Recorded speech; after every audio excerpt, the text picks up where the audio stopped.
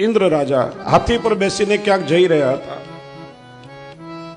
રસ્તામાં દુર્વાસા ઋષિ મળ્યા.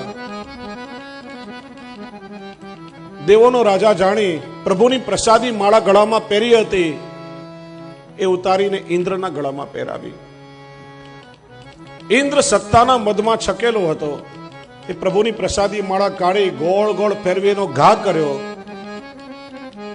હાથીની સૂંઢ પર પડીને જમીનમાં નાખીને પગથી કચરી. અને આ જોઈ દુર્વાસા ઋષિને ક્રોધ આવ્યો. અરે ઇન્દ્ર, તું સત્તાના નશામાં ચૂર છે. તે પ્રભુની પ્રસાદી માળાનો ઘા કર્યો. આ પ્રસાદી માળાના એક એક પુષ્પ એ પ્રભુના ભક્તોનું સ્વરૂપ છે. અને પુષ્પમાં તો લક્ષ્મીનો વાસ હોય. તે લક્ષ્મીનો પણ અનાદર કર્યો અને ભગવાનના ભક્તોનો પણ અનાદર કર્યો. લક્ષ્મી વગરનો થઈ જા, દર દરની ઠોકરો ખા, ત્યારે તને ભાન થશે. પુષ્પ શું છે? શ્રી ગુસાઈજીએ શ્યામદાસને જ્યારે ઠાકોરજીની પુષ્પની માલાની સેવા સોંપી, શ્યામદાસે વિચાર્યું પુષ્પનું સ્વરૂપ શું છે, જાણવું તો સેવામાં વધારે આનંદ આવે.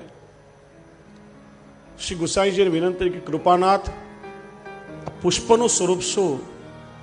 શ્રી ગુસાઈજી આજ્ઞા કરી શ્યામદાસ પુષ્ટિ માર્ગમાં